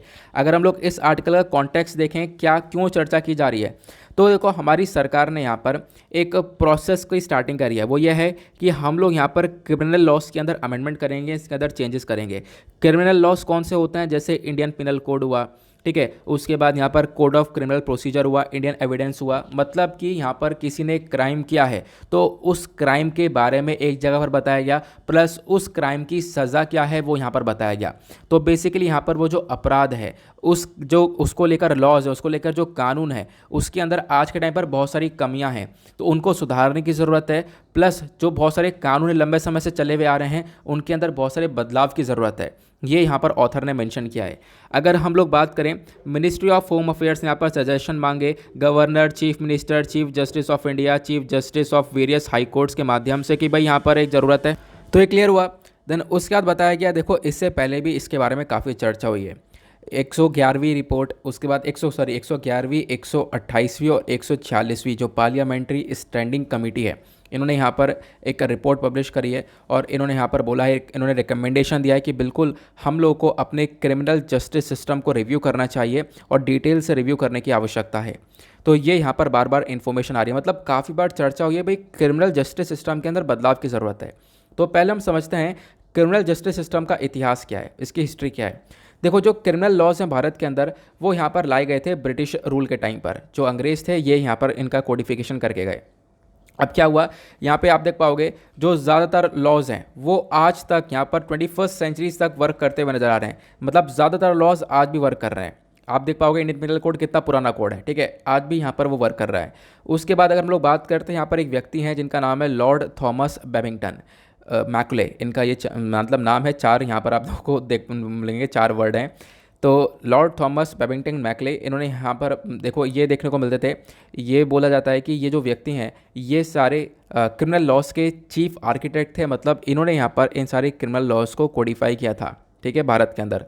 अब ये जो क्रिमिनल लॉ है इंडिया के अंदर, इसको गवर्न कैसे किया जाता है, तो उसके लिए इंडियन पिनल कोड बनाया गया था 1860 में। आप देख सकते हो आज के टाइम तक वर्क कर रहा है। उसका कोड ऑफ क्रिमिनल प्रोसीजर को बनाया गया 1973 में, इंडियन एविडेंस एक्ट को बनाया गया 1872 में, अभी तक वर्क कर रहा है, ठीक है। तो ये यहाँ पर बताया गया है, तो ये तो इसका इतिहास हुआ। अब बात करते हैं हम लोग को ज़रूरत क्यों है इसके अंदर रिफॉर्म्स करने की, बदलाव करने की। सबसे पहली ज़रूरत यह है भाई ये कॉलोनियल एरा के लॉज हैं, मतलब यहाँ पर जब अंग्रेज़ों का ज़माना था, अंग्रेज़ों यहाँ पर रूल कर रहे थे, उस समय के यहाँ पर ये सारे कानून हैं। जो क्रिमिनल जस्टिस सिस्टम है ये ब्रिटिशर्स की पहचान यहाँ पर बने हुए हैं, उन्होंने इनको डिज़ाइन किया था नेशंस को रूल करने के लिए, ठीक है, हमारी कंट्री को रूल करने के लिए, ना कि सिटीजन्स को सर्व करने के लिए। दैट इज़ वाई हम लोग को आवश्यकता है कि आज के टाइम पर इसके अंदर बदलाव करना चाहिए। दूसरा यहाँ पर इनइफेक्टिवनेस आपको देखने को मिलेगा। क्रिमिनल लॉ जो जस्टिस सिस्टम है इसके अंदर आपको इनइफेक्टिवनेस बहुत ज़्यादा देखने को मिल जाती है। ये यहाँ पर बताया जा रहा है। तो हम लोगों को यहाँ पर प्रॉपरली इसको लेकर काम करना पड़ेगा, क्योंकि इसका मेजर काम यह है, देखो क्रिमिनल जस्टिस सिस्टम का मेजर काम ये होता है जो इनोसेंट पीपल है उसको बचाया जाए और जो मुजरिम है उसको सज़ा दी जाए। लेकिन आज के टाइम पर ये जो सिस्टम है पूरा का पूरा, ये लोगों को हैरेस करने के लिए यूज़ किया जा रहा है, गलत तरीके से क्रिमिनल लॉस का यूज़ किया जा रहा है। तो ये भी यहाँ पर एक बहुत बड़ी प्रॉब्लम बन रही है। तीसरा सबसे बड़ी ज़रूरत है पेंडेंसी ऑफ केसेस। लगातार आप देख पाओगे भारत के अंदर जो केसेस है वो पेंडिंग पड़े हुए हैं। एक इकोनॉमिक सर्वे है 2018-19 वाला, तो 2018-19 के इकोनॉमिक सर्वे के अकॉर्डिंग बात करें तो लगभग 3.5 करोड़ केसेस पेंडिंग पड़े हैं आज के टाइम पर। इससे काफ़ी ज़्यादा हैं, बट हम लोग कुछ स्पेसिफिक डेटा का नाम लेते हैं ना, तो उसकी वजह से यहाँ पर कंटेंट की वैल्यू बढ़ जाती है। तो यहाँ पर इन्होंने ये बताया इकोनॉमिक सर्वे 2018-19 के अकॉर्डिंग बात करें तो ये 3.5 करोड़ केसेस पेंडिंग आपको देखने को मिलेंगे। जुडिशियल सिस्टम है, लेकिन आज के टाइम पर बहुत ज़्यादा हैं। ठीक है, तो इससे क्या हो रहा है, यहाँ पर पता चल रहा है भाई यहाँ पर जस्टिस देर से मिल रहा है लोगों को, और justice delay is justice denied. तो ये भी यहाँ पर एक काफ़ी बड़ी आवश्यकता बन जाती है कि भाई इसके अंदर बदलाव किया जाए, क्योंकि लॉस के अंदर बदलाव होंगे तब यहाँ पर काम जल्दी जल्दी होता हुआ नजर आएगा। प्लस बहुत सारे यहाँ पर अंडर ट्रायल्स आपको देखने को मिलेंगे। भारत एक ऐसा देश है जहाँ पर सबसे ज़्यादा अंडर ट्रायल पर्सनस है, मतलब कि उनको यहाँ पर अभी क्या कर लिया है, कस्टडी में ले लिया गया है, उनके ऊपर ट्रायल वगैरह चल रहा है। इनफैक्ट यहाँ पर जो NCRB की रिपोर्ट है, नेशनल क्राइम रिकॉर्ड्स ब्यूरो, इनका एक स्टैट आता है और उस स्टैट के अकॉर्डिंग बताया गया 2015 में लगभग 67.2% जितने भी यहाँ पर मतलब प्रेजेंट थे, जितने भी यहाँ पर कैदी थे उनका यहाँ पर मतलब जितने भी टोटल कैदी हैं उसमें 67.2% जो कैदी हैं वो यहाँ पर कहीं ना कहीं अंडर ट्रायल प्रिजनर्स हैं, उनके ऊपर ट्रायल वगैरह चल रहा है। अभी चीज़ें प्रॉपरली यहाँ पर एविडेंस के माध्यम से निकल कर आई नहीं है। क्लियर हुआ। फिर उसके बाद आता है यहाँ पर एक मेजर प्रॉब्लम आती है इन्वेस्टिगेशन। देखो आज के टाइम पर करप्शन प्लस उसके बाद यहाँ पर जो पुलिस की अकाउंटेबिलिटी है वो प्लस वर्कलोड काफ़ी ज़्यादा बढ़ चुका है। ये सबसे बड़ी प्रॉब्लम बन रही है हमारे जस्टिस सिस्टम के अंदर में। तो इन चीज़ों को सुधार करने की आवश्यकता है। तो मतलब ये सारे कारण हैं आप देख पाओगे कि जिसकी वजह से हम लोग को क्रिमिनल जस्टिस सिस्टम के अंदर चेंजेस करने होंगे। उसके बाद लास्ट एक और पॉइंट बताया गया, माधव मेनन कमेटी आपको देखने को मिलेगी। जो ये माधव मेनन कमेटी है, इसने अपनी रिपोर्ट सबमिट करी थी 2007 के अंदर। इन्होंने भी यहाँ पर अपना सजेशन दिया, अलग अलग रिकमेंडेशन दिए कि बिल्कुल क्रिमिनल लॉ जो जस्टिस सिस्टम है इसके अंदर बदलाव होना चाहिए। तो ये रिपोर्ट आती है, हालांकि ये रिपोर्ट 2003 के अंदर आती है, लेकिन यहाँ पर आप देख पाओगे इस रिपोर्ट को अभी तक इम्प्लीमेंट नहीं किया गया है। ये हमारे पास इन्फॉर्मेशन है। अब इसका सोल्यूशंस क्या हो सकते हैं वो यहाँ पर ऑथर बोलते हैं। सोल्यूशन के अंदर बात करें तो विक्टिम प्रोटेक्शन। विक्टिम प्रोटेक्शन का मतलब है यहाँ पर आप देख पाओगे जो लोग विक्टिम बने, मतलब ऑब्वियस सी बात है कोई अपराध हुआ है उसके बाद यहाँ पर ये क्रिमिनल लॉस के बारे में बातचीत की जा रही है। अब मान लो किसी ने अपराध किया, अब जिसके प्रति यहाँ पर जिसके ऊपर अत्याचार किए गए हैं, जो विक्टिम है, ठीक है, उसकी प्रोटेक्शन के ऊपर ध्यान देना चाहिए। ये यहाँ पर एक सबसे बड़ा सोल्यूशन है। एग्जाम्पल लेते हैं, मतलब जो विक्टिम है, ठीक है, उसके लिए प्रोटेक्शन स्कीम से लेकर आओ, और यहाँ पर विक्टिम के लिए यहाँ पर आप कर सकते हो, आप क्या कर सकते हो, उनके लिए कंपनसेशन लेकर आ सकते हो, तो विक्टिम्स को सपोर्ट कर सकते हो, ऐसा यहाँ पर बताया गया। विक्टिम का पार्टिसिपेशन यहाँ पर इंक्रीज करो, ये यहाँ पर बताया गया। तो ये एक सॉल्यूशन ये है। दूसरा जो IPC और CRPC है, मतलब यही जो हमारे जो एक क्रिमिनल लॉज को एक यहाँ पर बताता है, दूसरा यहाँ पर सज़ा के बारे में बताता है। तो IPC CRPC जो हैं ये बेसिकली यहाँ पर आप कह सकते हो कि इनकी जो स्ट्रीम लाइनिंग है वो काफ़ी खतरनाक है। मतलब यहाँ पर IPC के अंदर बहुत सारे चैप्टर ऐसे हैं जहाँ पर बहुत ज़्यादा भरपूर मात्रा में इन्फॉर्मेशन दी गई है, बहुत ज़्यादा ओवरलोडेड है, तो उसको यहाँ पर बदलने की आवश्यकता है, ये यहाँ पर बताया गया। क्लियर हुआ। तो ये कुछ चीज़ें हैं, आई होप आप लोग को यहाँ पर समझ में आ चुकी होंगी क्या क्या इन्फॉर्मेशन दी गई है, ठीक है। और उसके बाद यहाँ पर आप लोग देख पाओगे कि खासकर इन्होंने बताया कि हाँ क्रिमिनल जस्टिस सिस्टम के अंदर क्या क्या सुधार की ज़रूरत है। यहाँ पर आप देख पाओगे सारे पॉइंट्स बताए गए हैं, फर्स्ट सेकंड थर्ड फोर्थ सारे पॉइंट्स यहाँ पर जो पॉइंट वाइज मैंने आप लोगों को सारी इन्फॉर्मेशन दे दी है। क्लियर हुआ। उसके बाद आते हैं अगले एडिटोरियल पर। जो अगला एडिटोरियल है वो बात करता है म्यांमार के अंदर जो डेमोक्रेसी आज के टाइम पर सस्पेंड हो चुकी है उसके बारे में। देखो यहाँ पर एक डेटा निकल कर आता है, मैं आपको थोड़ा बेसिक से बताता हूँ। 1 फरवरी 2021 की बात है। 1 फरवरी 2021 के अंदर जो म्यांमार की डी फैक्टो लीडर है ऑंग सैन सू की, इनको अरेस्ट कर लिया जाता है और पूरे म्यांमार के अंदर मिलिट्री को यानी तख्ता पलट कर दिया जाता है। वहाँ की मिलिट्री पूरी तरह से कब्जा लेती है पूरे म्यांमार को। उसके बाद लगातार प्रोटेस्ट चलता है, लोग सड़कों पर निकलते हैं, लोगों का कहना होता है कि हम लोग को मिलिट्री रूल नहीं चाहिए, हम लोग को डेमोक्रेसी चाहिए। लेकिन यहाँ पर आप कह सकते हो उसी चक्कर में लोग प्रोटेस्ट करते हैं, इधर से मिलिट्री खड़ी हुई है, तो लोगों के बीच में यहाँ पर कॉन्फ्लिक्ट होता है और उसी वजह से जो कंट्री की मिलिट्री है उसने अपने खुद के देश के लोगों को मारा है। यहाँ पर आप देख पाओगे अगर हम लोग 1 फरवरी से देखें तो लगभग अभी तक 1707 लोगों को मार दिया गया है। बिल्कुल, इनको मार दिया गया है प्रोटेस्ट के दौरान यहाँ पर मिलिट्री के थ्रू। और उसके बाद बताया जाता है कि लगभग 12,000 से भी ज़्यादा लोगों को अभी अरेस्ट कर लिया गया है म्यांमार के अंदर। ये सारी इन्फॉर्मेशन यहाँ पर दी गई है। फिर उसके बाद यहाँ पर ये बताया गया कि जो ऑन्ग सैन सू की हैं, ऑन्ग सैन सू की ये हैं, ये कौन है? तो ये बेसिकली यहाँ पर पहले मतलब कि अभी क्या है, अभी तो म्यांमार के अंदर मिलिट्री का रूल है, मिलिट्री लीडर है, मिलिट्री लीडर पूरी तरह से कंट्रोल कर रहे हैं। अब इससे पहले एक पॉलिटिकल पार्टी हुआ करती थी जिसको उठा के फेंक दिया है, ठीक है। जो डेमोक्रेसी हुआ करती थी तो वहाँ पे एक पॉलिटिकल पार्टी हुआ करती थी एनएलडी करके। उस पॉलिटिकल पार्टी की यहाँ पर एनएलडी की फुल फॉर्म है नेशनल लीग ऑफ डेमोक्रेसी। उस पॉलिटिकल पार्टी की लीडर हुआ करती थी ऑन्ग सैन सू की। तो अभी पॉलिटिकल पार्टी उठा के फेंकी, डेमोक्रेसी खत्म कर दी और उसके बाद यहाँ पर ऑन्ग सैन सू की को भी यहाँ पर कस्टडी में ले लिया था। और उसके बाद बोला कि भाई इनके ऊपर काफ़ी सारे एलिगेशंस लगा दिए गए, इल्ज़ाम लगा दिए गए। बोला गया अगर यहाँ पर इल्ज़ाम पूरी तरह से साबित हो जाए तो इनको लगभग यहाँ पर ज़िंदगी भर के लिए जेल में डाल दिया जाएगा। और अभी इनकी उम्र काफ़ी ज़्यादा है, 76 ईयर ओल्ड लेडी हैं ये, ध्यान रखना। क्लियर हुआ? तो क्या सिनेरियो चल रहा है म्यांमार में, आपको एक क्रक्स तो मिल ही गया होगा। फिर उसके बाद यहाँ पर बताया गया कि आज के टाइम पर भी सिचुएशन जो है वो बहुत ज़्यादा ख़राब है, कोई सिचुएशन सुधरी नहीं है यहाँ पर म्यांमार के अंदर। क्लियर हुआ?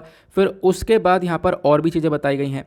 अगर हम लोग यहाँ पर इसका बैकग्राउंड देखें तो यहाँ पे बोला गया कि म्यांमार ने यहाँ पर एक इतना ज़्यादा हॉरिफिक सिनेरियो क्रिएट कर दिया है कि इसकी वजह से मैंने आपको बताया ना कितने कितने लोगों की जान चली गई है, कितने लोग यहाँ पर एक तरीके से इनको कस्टडी में ले लिया गया है। उसके साथ साथ यहाँ पर ये भी बताया गया इन सारे डिस्प्यूट की वजह से, इस मिलिट्री कू की वजह से लगभग 4 लाख के आसपास की जो आबादी है म्यांमार की वो इंटरनली डिस्प्लेस हो चुकी है।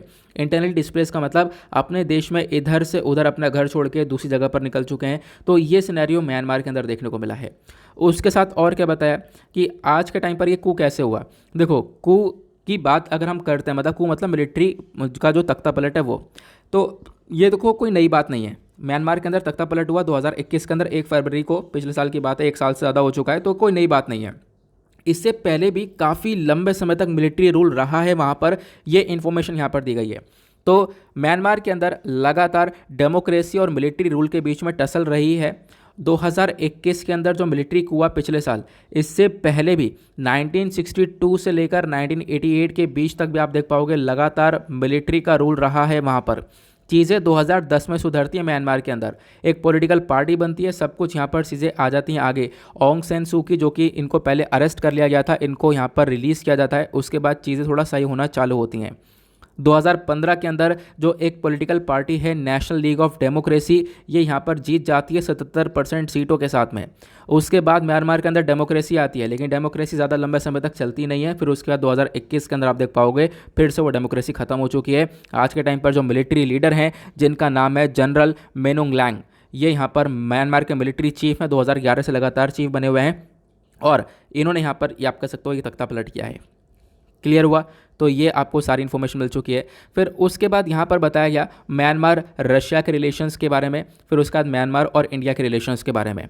तो डिस्कस करते हैं इसको भी। जब हम लोग बात करते हैं म्यांमार और रशिया के रिलेशन के बारे में, तो दोनों कंट्रीज़ के रिलेशन बहुत ज़्यादा मजबूत हैं। देखो, रशिया के अलावा इंडिया हो गया, इंडिया के अलावा भी यहाँ पर 6-7 देश हैं जो कि लगातार यहाँ पर मिलिट्री परेड को अटेंड कर चुके हैं और करते भी हैं। म्यांमार के साथ रिलेशंस काफ़ी अच्छे हैं। उसके साथ साथ अगर हम लोग बात करें रशिया के साथ किस सेक्टर में अच्छे हैं, तो रशिया भी यहाँ पर म्यांमार को अपना दोस्त बहुत बनाकर चलता है। क्यों? क्योंकि रशिया बहुत सारे हथियारों को एक्सपोर्ट करता है। ठीक है, किसको? म्यांमार को। तो म्यांमार बहुत सारे हथियार खरीदता है डायरेक्टली रशिया से, ये एक सिंपल सी बात है। रशिया के अलावा म्यांमार का एक और सगा दोस्त यहाँ पर चाइना देखने को मिलेगा। चाइना भी बहुत सारे यहाँ पर हथियार देता है म्यांमार को। चाइना के अलावा Pakistan, India, Serbia, Belarus, Ukraine और रिपब्लिक ऑफ कोरिया, ये सारी कंट्रीज़ हैं जो कि यहाँ पर लगातार डिफेंस इक्विपमेंट एक्सपोर्ट्स करती हैं। ठीक है, जो बॉम्ब्स वगैरह है वो सब यहाँ पर दिए जाते हैं म्यांमार को इन कंट्रीज़ के माध्यम से। लेकिन रशिया का एक काफ़ी बड़ा रोल रहता है यहाँ पर। उसके बाद बताया गया म्यांमार आज के टाइम पर अपनी यहाँ पर किसी भी एक कंट्री को डिपेंडेंट नहीं होना चाहता। इसी वजह से यहाँ पर आप कह सकते हो कि इतने सारे कंट्रीज़ के साथ यहाँ पर ये अपना ट्रेड करता है। किसको लेकर? जो हथियार हैं उनको लेकर। अब जो रिलेशनशिप है रशिया और म्यांमार के बीच के, वो बहुत ज़्यादा मजबूत है। जैसे मैंने आपको बताया, बार बार वो चीज़ें मेंशन देखने को मिल जाती हैं। और साथ ही साथ और क्या यहाँ पर इन्फॉर्मेशन आप लोगों को देखने को मिलेगी, अगर हम लोग बात करें तो आज के टाइम पर थोड़ी दिक्कत हो रही है। क्यों? क्योंकि यूक्रेन रशिया के युद्ध के टाइम पर रशिया जो है अपनी डिफेंस सप्लाई नहीं कर पा रहा है, डिफेंस यहाँ पर जो भी प्रोडक्ट है वो यहाँ पर नहीं बेच पा रहा है म्यांमार के अंदर। क्लियर हुआ। अब उसके बाद यहाँ पर ये तो रशिया म्यांमार की बात हो गई। देन उसके बाद यहाँ पर दिया गया कि इंडिया का स्टैंड क्या है। देखो इंडिया ने हमेशा से ही फोकस किया है। देखो ये जो म्यांमार कंट्री है, म्यांमार भारत के पास में आपको देखने को मिलती है, भारत के साथ में एक लंबा चौड़ा बॉर्डर को साझा करती है। अब होता यह है ना कि म्यांमार के अंदर भी बहुत सारा इन्वेस्टमेंट है चाइना का, तो उस चाइनीज़ इन्वेस्टमेंट को टैकल करना होगा, अदरवाइज़ भारत के पास में ही चाइना बैठ जाएगा। तो चाइनीज़ इन्वेस्टमेंट को टैकल करने के लिए भारत की दोस्ती भी काफ़ी अच्छी है और भारत ने भी काफ़ी सारा इन्वेस्टमेंट म्यांमार में कर रखा है। हमने इनफैक्ट वहाँ पर सितवे पोर्ट भी बना रखा है ताकि चाइना का हम लोग एक पोर्ट है उसको हम लोग टैकल कर सकें। क्लियर हुआ। तो इंडिया लगातार म्यांमार के ऊपर जोर डालता रहा है कि भाई जो वायलेंस है उसको ख़त्म कर दो, उसको एंड कर दो, जो हिंसा है उसको एंड कर दो। प्लस भारत ने जो आसियान के 5 पॉइंट्स हैं उसको सपोर्ट किया है, जो कि बात करते हैं म्यांमार के अंदर शांति बनाने की। और भारत भी बहुत सारे मिलिट्री एक्सपोर्ट्स करता है म्यांमार को, ये आपको ध्यान रखना है। भारत के अलावा श्रीलंका आपको देखने को मिलेगा। अभी बिम्स्टेक की मीटिंग हो रही है जहाँ पर म्यांमार को बुलाया गया है और श्रीलंका उस मीटिंग को होस्ट कर रहा है। क्लियर हुआ। उसके साथ साथ यूएस भी कहीं ना कहीं आप देखो चर्चा में आया है। यूएस ने तो क्या किया, म्यांमार का बहुत ज़्यादा क्रिटिसिज्म किया है, इसकी आलोचना करी है। इनफैक्ट म्यांमार के अंदर एक रोहिंग्या जो कम्युनिटी है उनके ऊपर, रोहिंग्या माइनॉरिटी के ऊपर यहाँ पर अत्याचार किया गया था म्यांमार की मिलिट्री के थ्रू, जिसको यहाँ पर यूएसए ने बोल दिया है जीनोसाइड कि हाँ बिल्कुल यहाँ पर म्यांमार के अंदर एक जीनोसाइड हुआ है। ये आप लोग देख पाओगे। प्लस न्यूजीलैंड ने तो अपने रिलेशंस पूरी तरह से ख़त्म कर दिए हैं म्यांमार के साथ में। उसके साथ साथ यूके, कनाडा सब ने सैंक्शन लगा दिए हैं। ये रिलेशंस आज के टाइम पर अलग अलग कंट्रीज़ के साथ म्यांमार के कैसे हैं वो यहाँ पर बताया गया। आई होप आप लोग यहाँ पर इसको काफ़ी अच्छे से कवर कर पाए होंगे। ठीक है। अब इंडिया और म्यांमार के रिलेशंस के बारे में अगर हम लोग बात करें तो इंडिया म्यांमार के जो रिलेशनशिप है वो यहाँ पर आप कह सकते हो बढ़ते हैं लगभग 1951 से। 1951 में यहाँ पर ये साइन होते हैं और मतलब एक ट्रीटी ऑफ फ्रेंडशिप को साइन किया जाता है। और उसके बाद बताया गया हमारे जो प्राइम मिनिस्टर है राजीव गांधी जी, इनका विजिट होता है 1987 में म्यांमार के अंदर, तब से रिलेशन बढ़ते हुए चले जाते हैं। इंडिया म्यांमार आज के टाइम पर cultural, historical, ethnical, religious ties को शेयर करता है। उसके बाद म्यांमार की लोकेशंस के बारे में बात करें, ये बहुत इंपॉर्टेंट है। भारत के साथ एक लंबा चौड़ा बॉर्डर को साझा करती है हमारे नॉर्थ ईस्टर्न स्टेट्स के साथ में, और जिसकी वजह से यहाँ पर आप कह सकते हो कि अगर चाइना का इन्फ्लुएंस म्यांमार में बढ़ता है तो हमारे लिए एक प्रॉब्लम वाली बात भी बन जाती है। उसके साथ साथ यहाँ पर और क्या बताया गया, चाइना के साथ लगातार कंपटीशन चल रहा है भारत का म्यांमार को लेकर, क्योंकि म्यांमार में एक पोर्ट है प्लस और भी बहुत सारा इन्वेस्टमेंट चाइना कर रहा है। तो उसको टैकल करने के लिए, जैसे कि चाइना का एक पोर्ट है जिसका नाम है कायुक्यो पोर्ट, ठीक है, इसको टैकल करने के लिए भारत ने सितवे पोर्ट बना दिया है। तो भारत भी यहाँ पर लगातार यहाँ पर इन्फ्लुएंस अपना बढ़ा रहा है म्यांमार के अंदर में। क्लियर हुआ। बाकी और क्या बताया गया, और यहाँ पर आपको पता ही है कि देखो दोनों कंट्रीज़ के बीच में यहाँ पर एक तरीके से एक मिलिट्री ऑपरेशंस चलाया गया था। जो भी यहाँ पर थ्रेट वगैरह देखने को मिल रहे थे, तो इंडिया म्यांमार की आर्मी ने एक मिलिट्री ऑपरेशन चलाया जिसका नाम था ऑपरेशन सनशाइन। इकोनॉमिक कॉपरेशन के बारे में बात करें तो बहुत सारी इंडियन कंपनीज़ ने यहाँ पर काफ़ी सारा इन्वेस्टमेंट कर रखा है, जैसे एसआर हो गया, गेल, ओएनजीसी विदेश लिमिटेड, इन सारी कंपनीज़ ने काफ़ी सारा इन्वेस्टमेंट आज के टाइम पर म्यांमार में कर रखा है। क्लियर हुआ। ये यहाँ पर इन्फॉर्मेशन आई। उसके बाद आपको पता होगा एक छोटी सी इन्फॉर्मेशन के बारे में, यहाँ पर एक थंबनेल आपको पता होगा, थंबनेल पर एक अलग से एक छोटा सा टॉपिक लिया जाता है। कल काफ़ी सारे आर्टिकल्स पब्लिश हुए हैं किस चीज़ को लेकर कि व्लादिमीर दुनिया के सबसे अमीर आदमी हैं।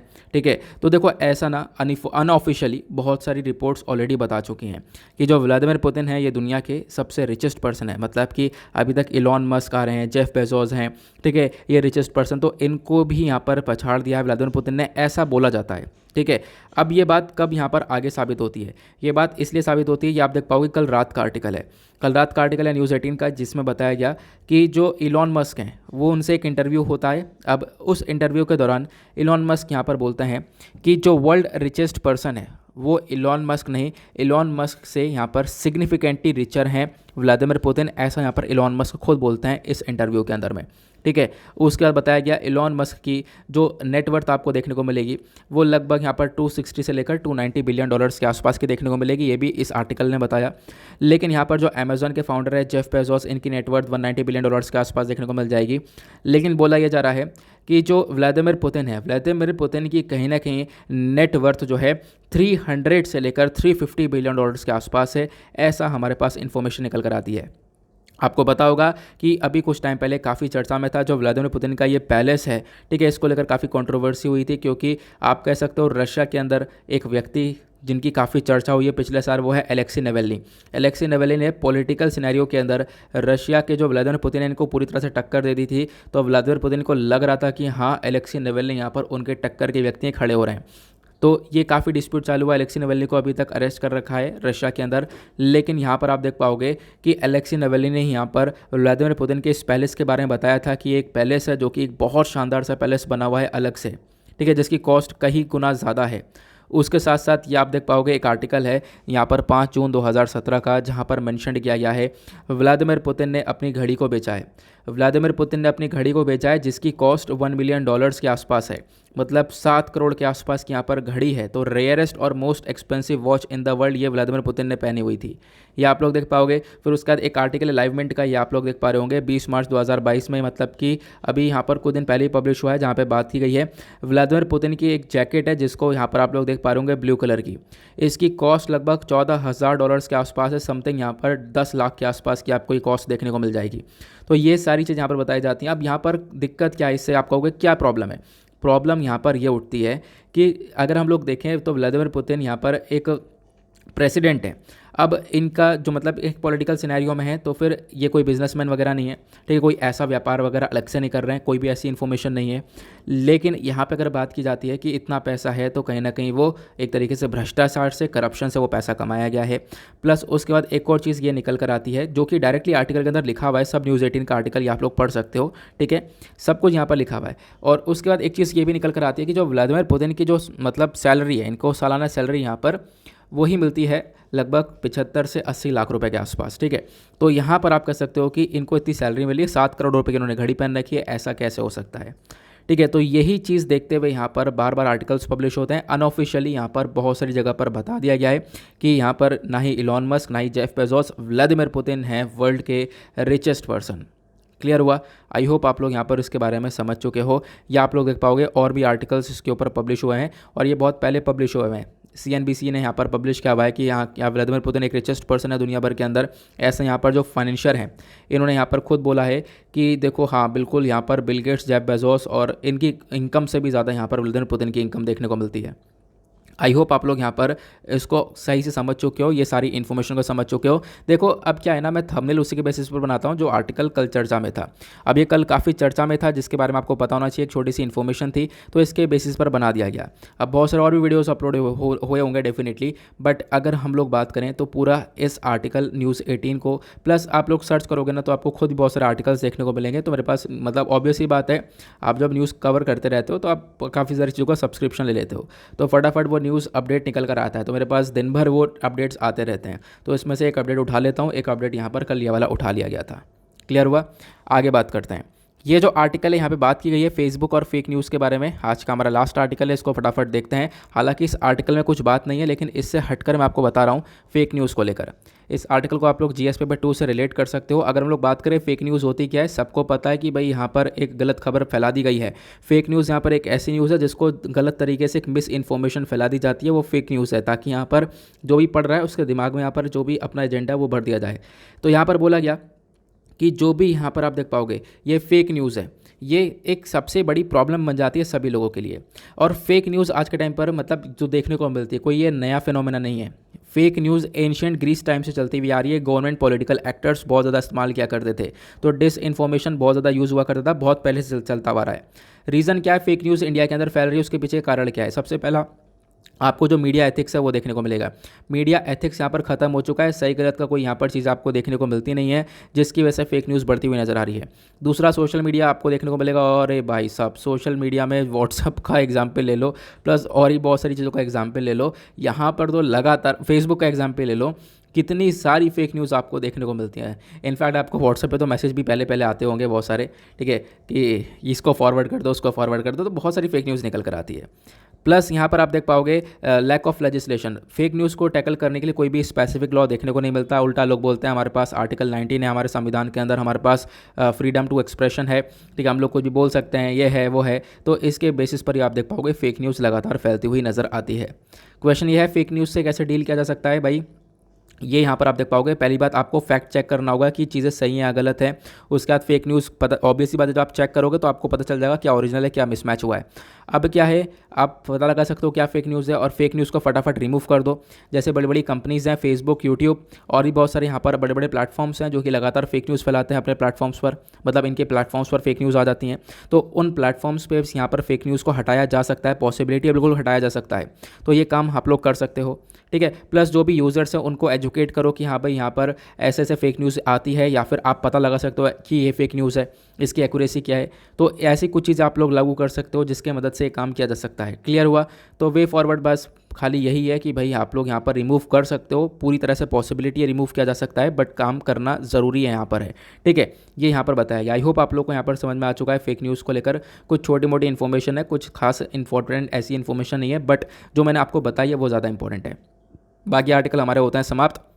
एक आर्टिकल ये रह गया सिल्वर लाइन वाला, इसके अंदर कुछ भी नहीं है। केरला के सिल्वर लाइन के बारे में आपको थोड़े दिनों पहले पढ़ा रखा है, उसको लेकर काफ़ी प्रोटेस्ट देखने को मिल रहा है, ठीक है। अभी कुछ दिन पहले ही पढ़ाया था, चलो यार मैं एक बार आपको दिखा देता हूँ, ठीक है, नहीं तो फिर कहीं फिर अगर कोई नया नया होगा तो उनको पता नहीं चलेगा।